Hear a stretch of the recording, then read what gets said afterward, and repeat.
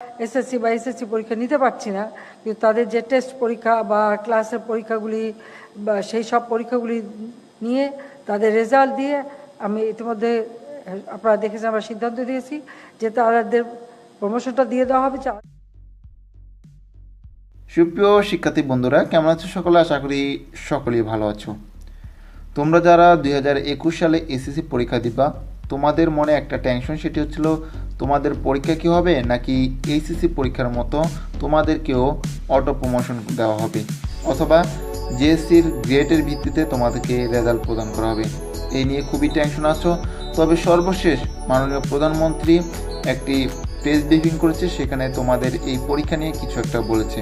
তো চলো আমরা তার মুখ থেকে শুনি যে তোমাদের এই এসএসসি পরীক্ষা নিয়ে কি পরিকল্পনা তাদের রয়েছে। হয়তো আমরা আরও অনেক দূর উন্নতি করতে পারতাম, কিন্তু করোনা ভাইরাস আমাদেরকে যথেষ্ট ক্ষতিগ্রস্ত করেছে। এটা শুধু বাংলাদেশ না, আজ বিশ্বব্যাপী অর্থনীতি স্থবির।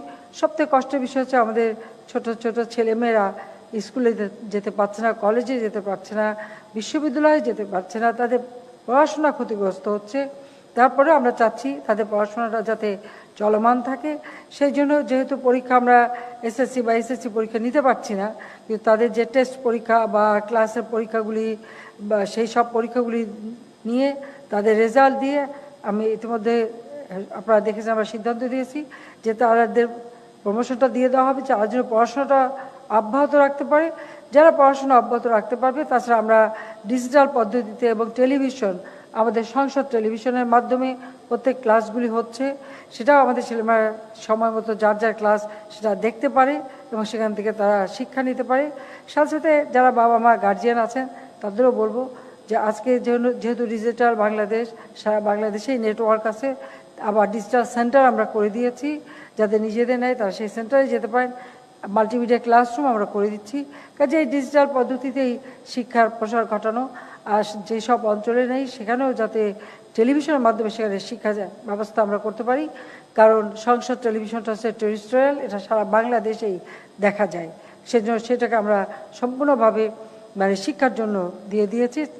সেখান থেকে শিক্ষার বিভিন্ন ক্লাস প্রচার করা হচ্ছে, সেটা আমাদের ছেলেমেয়েরা যথাযথভাবে দেখবেন এবং শিক্ষকরা তাদেরকে গাইডলাইন দিতে পারেন এবং সেভাবে তাদের পড়াশোনার জন্য অব্যাহত থাকে। আর সেই সাথে পড়াশোনা একটু খেলাধুলার দিকেও নজর দিতে হবে, বা কিছুক্ষণ খোলা বাতাসে থাকা, রোদে থাকা, এটা করোনা ভাইরাস দূর করবার জন্য একান্তভাবে প্রয়োজন। আপনারাও সেটা মেনে চলবেন, আপনারা স্বাস্থ্য সুরক্ষাটা মেনে চলবেন, যাতে এই করোনা ভাইরাসে আর যেন আমাদের দেশের মানুষ ক্ষতিগ্রস্ত না হয়। আমরা এটাও জয় করে এগিয়ে যাব এবং বাংলাদেশ যেমন ৭১ মুক্তিযুদ্ধে বিজয় অর্জন করেছে, যে কোনো সমস্যা আসুক, সেটা প্রাকৃতিক সমস্যা হোক বা মনুষ্য সৃষ্ট সমস্যা হোক, আমরা সেগুলি অতিক্রম করে বাংলাদেশকে এগিয়ে নিয়ে যাব জাতির পিতার স্বপ্নের সোনার বাংলাদেশ গড়ে তুলতে।